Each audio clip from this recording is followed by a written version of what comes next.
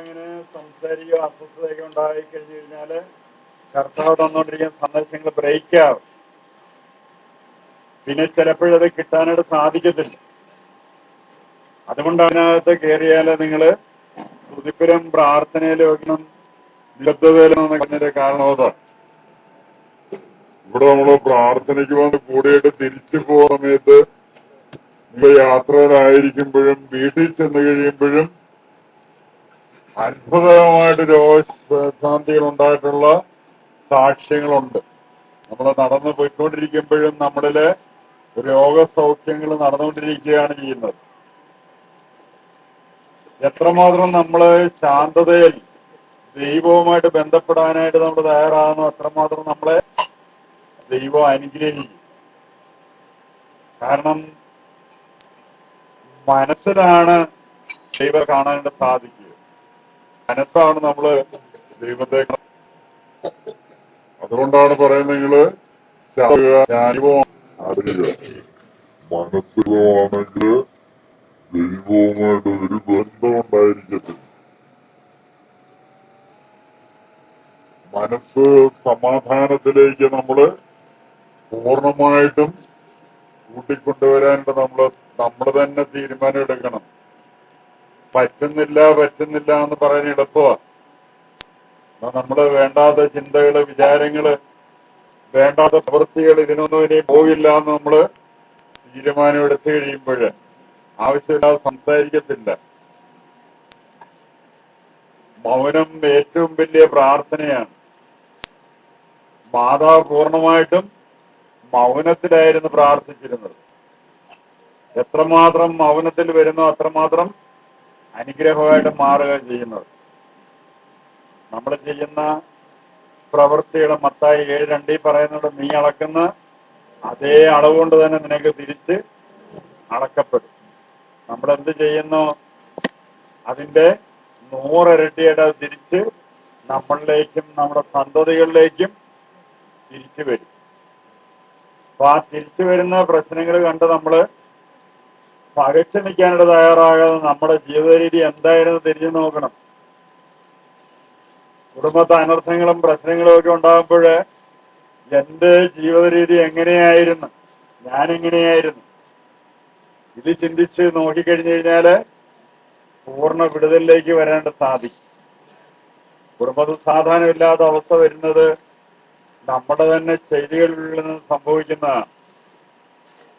കാരണം ദൈവം തരുന്ന സമാധാനം ആർക്കും അത് എടുത്തു കളയാനായിട്ട് സാധിക്കുകയില്ല. ദൈവം പറയുന്ന വചനങ്ങൾ അനുസരിച്ച് പോയെങ്കിൽ മാത്രമേ സമാധാനത്തിൽ നിലകൊള്ളാൻ പറ്റത്തുള്ളൂ.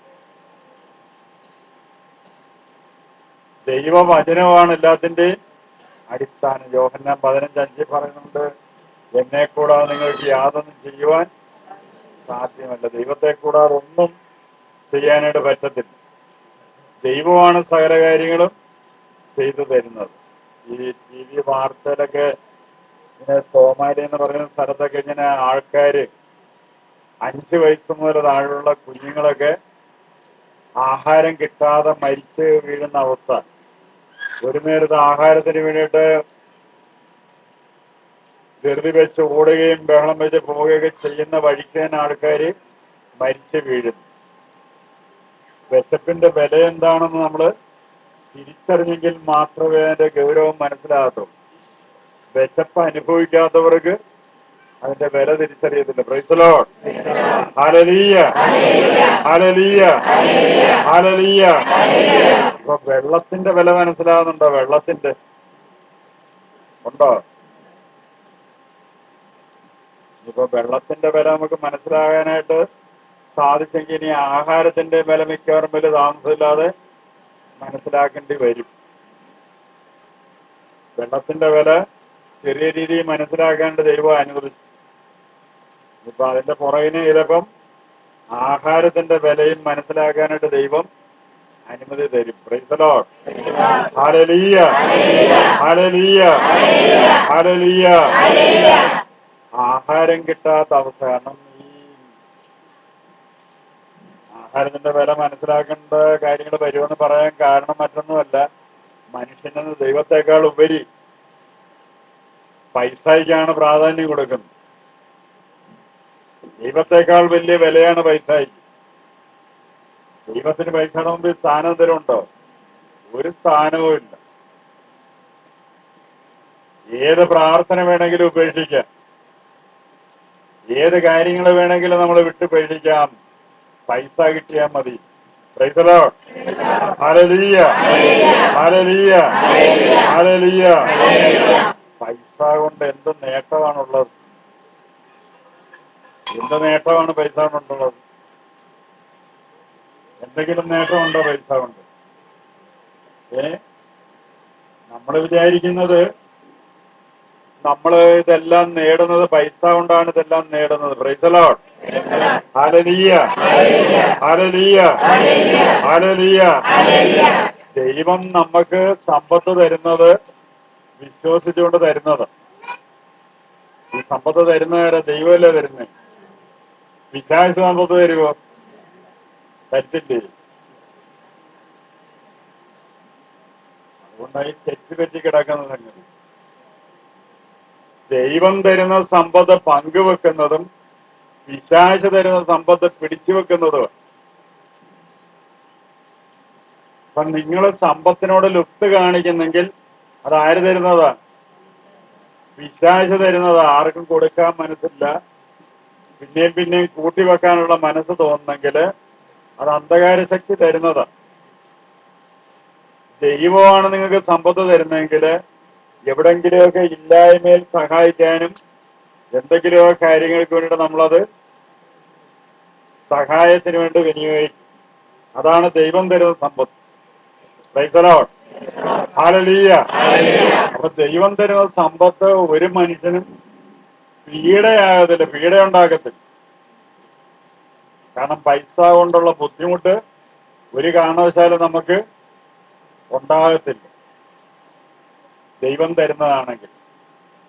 പിശാച് തരുന്നതാണെങ്കിൽ അതുകൊണ്ട് ഭയങ്കര ബുദ്ധിമുട്ടുണ്ടാകും.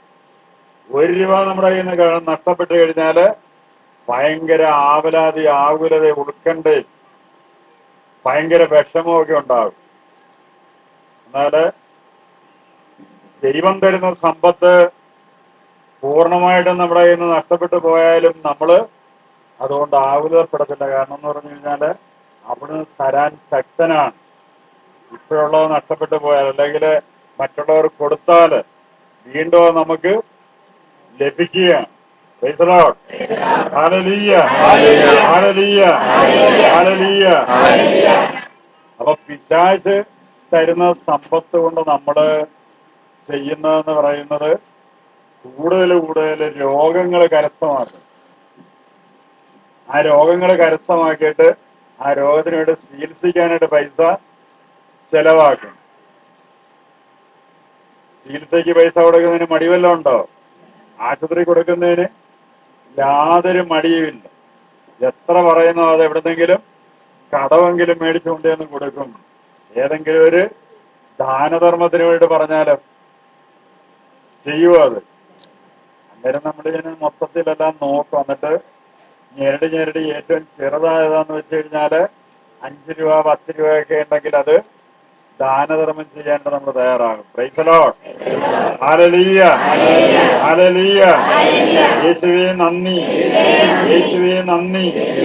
നമ്മൾ വിചാരിക്കുന്നത് സമ്പത്ത് ഈ ഒരുപാട് സമ്പന്നതരൊക്കെ ഉയരുന്ന ആൾക്കാരെ ഇങ്ങനെ ദൈവം ഇങ്ങനെ സമ്പത്ത് കൊടുത്ത് ഉയർത്തിക്കൊണ്ടുവരുന്നതാണെന്നാണ് നമ്മൾ ചിന്തിക്കുന്നത്. അതുകൊണ്ടാണ് തിരുവേദനം പറയുന്നത് അവര് തിന്നുന്ന മലയുടെ മേളിലാ നിൽക്കുന്നത്.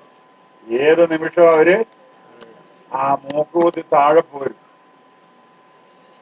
ഏത് നിമിഷം അവർ മറിഞ്ഞു പോകും. Price the Lord. Hallelujah, hallelujah, hallelujah. ഒരു വ്യക്തിയിൽ പരിശുദ്ധാത്മാവ് പ്രവർത്തിക്കുന്നുണ്ട് എന്നുള്ളതിന്റെ ആദ്യത്തെ തെളിവാണ് സമ്പത്തിനോടുള്ള താല്പര്യമില്ലായ്മ, പൈസയുള്ള ആഗ്രഹമില്ലായ്മയാണ് ദൈവത്തിന്റെ പരിശുദ്ധാത്മാവ് ഒരു വ്യക്തിയിൽ പ്രവർത്തിക്കുന്നു എന്നുള്ളതിന്റെ ആദ്യ അടയാളം. ഭൗതികമായ ഒന്നിനും താല്പര്യം കാണിക്കത്തില്ല, അതിന്റെ പുറകിനൊന്നും ഓടത്തില്ല. കാരണം എന്ന് പറഞ്ഞു കഴിഞ്ഞാൽ നമുക്ക് വേണ്ടത് യഥാസമയം ദൈവം തരും. Praise the Lord. Hallelujah. Hallelujah. Hallelujah. യേശുവേ നന്ദി, യേശുവേ നന്ദി. ഇവിടെ ഓഡിറ്റിനൊക്കെ ആൾക്കാർ വരുന്ന സമയത്ത് ഇവിടുത്തെ രജിസ്റ്ററൊക്കെ നോക്കിക്കഴിഞ്ഞു കഴിഞ്ഞാല് ചെലവ് കൂടുതലും വരവ് കുറവാണ്.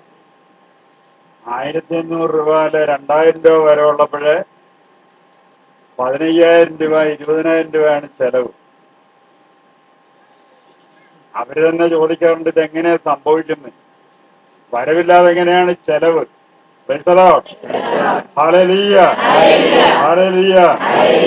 ഞാനവരോട് പറഞ്ഞു, സാധനങ്ങൾ വിൽക്കുന്ന കടക്കാര് പരിചയമുണ്ടെങ്കിൽ യാതൊരുവിധ പ്രശ്നവുമില്ല ചെലവ് കൂടുന്നതിന്. നമ്മൾ അറിയാതെ തന്നെ ചെലവ് കൂടിക്കൊണ്ടിരിക്കും. കാരണം കടയിൽ ചെന്നാൽ മതി, സാധനം അവർ തരും. കാരണം അവര് പറയുന്നത് മര്യസത്തിന് സാധനം കൊടുത്തു കഴിഞ്ഞാല് ബാങ്കിലിടുന്ന പോലെ ഇന്നലെ നാളെ കിട്ടും, കളിപ്പിച്ചേച്ച് പോകത്തില്ല. അതുകൊണ്ട് ചെന്ന് കഴിഞ്ഞാൽ അത് മേടിച്ചോണ്ട് പോരും. അങ്ങനെയാണ് ഈ ചെലവ് കൂടുതലും വരവ് കുറവായിട്ട് വരുന്നത്. Price the Lord. Hallelujah, hallelujah. കാരണം 10,000 രൂപ കൊടുക്കാനുള്ള ഒരു പലചരക്കടയിൽ ചെന്നിട്ട് അന്ന് എഴുതിക്കൊണ്ട് പോകുന്ന സ്ലിപ്പ് 3,000 രൂപയുടെ 10,000 രൂപയുടെ കൊടുക്കാനുണ്ട്. 3,000 രൂപയോളം വരുന്ന സ്ലിപ്പ് എഴുതിക്കൊണ്ട് സാധനം ചെല്ലുന്നു. എത്ര രൂപയും കൊണ്ട് അവിടെ ചെല്ലുന്നത്? 1000 രൂപയും കൊണ്ട്. എന്റെ കൂടെ വന്ന ബ്രദർമാര് പറഞ്ഞ് ഞങ്ങള് വരുന്നില്ല, കാരണം അവര് ഭയങ്കരമായിട്ട് തെറി വിളിക്കും. ഞാൻ പറഞ്ഞു ഏത് തെറിയും കേൾക്കാൻ നമ്മൾ തയ്യാറാ. ആർക്ക് വേണ്ടിയിട്ടാ തെറി കേൾക്കുന്നത്? കർത്താവിന് വേണ്ടിയിട്ട്. അപ്പൊ എന്നെയാണോ തെറി വിളിക്കുന്നത്? അല്ല, ഈശോയെ വിളിക്കുന്നത്. ഈശോയെ തെറി വിളിച്ചു കഴിഞ്ഞാൽ വെറുതെ പോകാൻ പറ്റില്ല. പ്രതികാരം ആർക്കുള്ളതാണ്? കർത്താവിനുള്ളതാ. Praise the Lord. Hallelujah, hallelujah, hallelujah. 10,000 രൂപ കൊടുക്കാനുള്ളത് കൊണ്ട് എന്ന് 1000 രൂപ കൊടുത്തിട്ട് 3,000 രൂപയുടെ സാധനം മേടിച്ച് അവരൊരു വാക്ക് പോലും പറഞ്ഞില്ല. ബാക്കി എന്തെന്നോ എപ്പ തരുമെന്നോ എങ്ങനെ തരുമെന്നോ ഒന്നും ചോദിച്ചില്ല. അപ്പൊ ചെലവിന് വല്ലതും തിരക്കി പോണോ? ചെലവിനെങ്കിലും തിരക്കി പോകണ്ട. Price the Lord. Hallelujah, hallelujah. യേശുവേ നന്ദി, യേശുവേ നന്ദി. ഏതാണ്ട് ഇത്രയും കുറെ ആൾക്കാരൊക്കെ വന്നു കഴിഞ്ഞപ്പോഴത്തേക്ക് കർത്താവ് ബ്രേക്ക് ചെയ്തിരിക്കുക. ഇവിടെ വരാനുള്ള ആൾക്കാര് എല്ലാവരും കൂടെ ഇവിടെ വന്നെത്താനാണ്. ഇവിടെ ഇരിക്കാനൊന്നും പറ്റില്ല. എന്നിട്ട് തന്നെ നിങ്ങൾ ഇരുന്നപ്പോഴെല്ലാരെയും മാറ്റിയിട്ട് പിന്നെ വീണ്ടും തറസീറ്റാക്കി. ഇതിലെ കസേരയിൽ ഇരിക്കാൻ പറ്റുമോ? അപ്പൊ കർത്താവ് ബ്രേക്ക് ചെയ്തതാണ്. ഇനി അങ്ങോട്ട് പോകണ്ട, അവിടെ പോയി കഴിഞ്ഞാൽ തെള്ള. കാരണം നിങ്ങളിവിടെ വരുന്നതെന്ന് നിങ്ങൾ വിചാരിക്കുന്നത് നിങ്ങള് പാന്റും ഷർട്ടും സാരിയൊക്കെ കൊടുത്തോണ്ട് ഇറങ്ങി പോരുക, പ്രാർത്ഥനയ്ക്ക് പോവാന്നും പറഞ്ഞു. പിതാവ് അയച്ചെങ്കിലേ ഇങ്ങോട്ട് വരാനായിട്ട് പറ്റത്തുള്ളൂ. പിതാവ് നിങ്ങളെ അയക്കുന്നില്ലെങ്കിൽ ആരെങ്കിലുമൊക്കെ വരുമോ അവിടെ അമ്മാവന്റെ സ്ഥാനത്ത്? അമ്മാവനാരാ? പിശാച്. ചൊവ്വാഴ്ച നേരം വിളക്കുമ്പോഴ് ഇന്ന് വരെ വന്നിട്ടില്ലാത്ത ബന്ധക്കാര് സ്വന്തക്കാര് ഏതെങ്കിലും വേദന, അസുഖങ്ങള് അല്ലെങ്കിൽ ഇതാണ്ട് 5,000 രൂപ വരെ അവിടെ ഫ്രീ ആയിട്ട് കൊടുക്കുന്നു. ഉടനെ വല്ല 1000 ഇല്ല 100 രൂപ പറഞ്ഞാലും മതി. പഞ്ചായത്തിൽ 100 രൂപ വെച്ച് ഫ്രീ ആയിട്ട് കൊടുക്കുന്ന പ്രാർത്ഥന ചവിട്ട് കൊണ്ടതല്ല ഇല്ലേ? ഇന്നത്തെ പ്രാർത്ഥന എവിടെ? പഞ്ചായത്തില് പോവോ? ഇല്ലെങ്കിൽ നമ്മൾ ഒരു കല്യാണമുണ്ട് ചൊവ്വാഴ്ച, കല്യാണം, അടിയന്തരം, നിശ്ചയം, ഇതെല്ലാം വരുന്ന ചൊവ്വാഴ്ച. ഏതെങ്കിലും നോക്കും. നമ്മളുടെ ബലഹീനത ഏതാണെന്ന് നോക്കും പിശാച്. നമ്മള് ഇങ്ങനെ പോകാനായിട്ട് തന്നെ തയ്യാറാകുന്ന കാര്യങ്ങൾ ഏതാണെന്ന് അന്ധകാര ശക്തി നോക്കും. നോക്കിയിട്ടാണ് ഈ ചൊവ്വാഴ്ച ദിവസങ്ങൾ അതുപോലെ വെള്ളിയാഴ്ച ദിവസമൊക്കെ തെരഞ്ഞെടുക്കും. ഇങ്ങനെയൊക്കെയുള്ള വകുപ്പുകൾ, കല്യാണവും അടിയന്തരവും നിശ്ചയവും. ചിലപ്പോൾ പ്രധാനപ്പെട്ട ആൾക്കാർ ചത്തുപോകാനും ആ ദിവസം മതി. കല്യാണവും അടിയന്തര നിശ്ചയമൊക്കെ മുടക്കിയിട്ട് പ്രാർത്ഥനയ്ക്ക് പോകുമെന്നുള്ള വ്യക്തികളുടെ ഒരിക്കല് ഏതെങ്കിലും അകന്നേരും എന്തെങ്കിലും ചത്തെന്നും പറഞ്ഞാലും വരും. അപ്പൊ പിന്നെ അതിന്റെ പുറകെ പോകും. Price the Lord. അപ്പൊ ഏതെങ്കിലും രീതിയിലൊരു പ്രാർത്ഥന മുടക്കുക. പ്രാർത്ഥന എന്ന് പറയുമ്പോഴേ നമ്മൾ പറയാറുണ്ട് ദൈവവുമായിട്ടുള്ള സംസാരമാണ് പ്രാർത്ഥന. അപ്പോൾ ദൈവവുമായിട്ട് സംസാരിക്കുന്നതിന് എപ്പോഴെങ്കിലുമൊക്കെ സംസാരിച്ചാൽ മതിയല്ലേ. എവിടെയെങ്കിലും കുഴി വീണ് കിടക്കുമ്പം കർത്താവേ നീ ഓടിവാ. ആരോഗ്യവാനായിട്ടിരിക്കുമ്പോൾ എനിക്ക് ദൈവത്തിന്റെ ആവശ്യമുണ്ടോ? ദൈവത്തിന്റെ പേര് കേൾക്കുന്ന പോലും ഇഷ്ടമല്ല. Price the Lord. Hallelujah, hallelujah. കാരണം ഇന്ന് ഇപ്പോഴിവിടെ ഇടയ്ക്കിടയ്ക്ക് മാതാവ് സന്ദേശം തരുന്നുണ്ട്. ആ സന്ദേശത്തിന്റെ അടിസ്ഥാനത്തിലാണ് നിങ്ങളോട് പറഞ്ഞത് ഭക്ഷണത്തിനും പ്രശ്നം വരാൻ സാധ്യതയുണ്ട് എന്ന് പറയാൻ കാരണം മാതാവിന്റെ സന്ദേശമാണ്. മാതാവിന്റെ സന്ദേശത്തിൽ പറയുന്നുണ്ട് എല്ലായിടത്തും വചനപ്രഘോഷവും പ്രാർത്ഥനയും കാര്യങ്ങളും എല്ലാം നടത്തുകയാണ്. കയ്യിലിരിപ്പ് മാറ്റാൻ ആരും തയ്യാറുമില്ല. പ്രാർത്ഥനയൊക്കെ തകൃതിയായിട്ട് നടക്കുക. സ്വഭാവം ഉപേക്ഷിക്കാൻ ആരും തയ്യാറുണ്ടോ? നമ്മുടെ സ്വഭാവം ഉപേക്ഷിക്കാൻ ആരും തയ്യാറില്ല. Praise the Lord. Hallelujah, hallelujah. യഥാർത്ഥ പ്രാർത്ഥന എന്ന് പറയുന്നത് എന്താണ്? എന്താണ് യഥാർത്ഥമായിട്ടുള്ള പ്രാർത്ഥന?